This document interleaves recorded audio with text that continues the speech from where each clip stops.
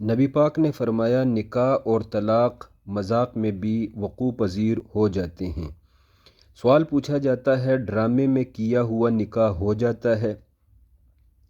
اس کا جواب دینے کے لیے دو مثالیں دوں گا۔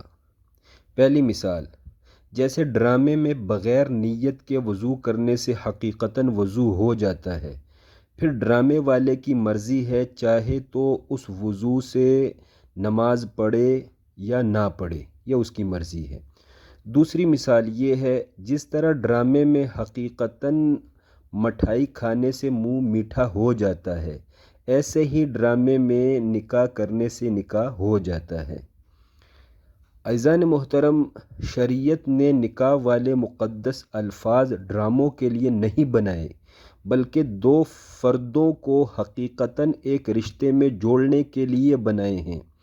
اس لیے نکاح یا شادی کے واضح الفاظ بغیر سچی نیت کے بولے جائیں تب بھی ان سے نکاح نافذ ہو جاتا ہے۔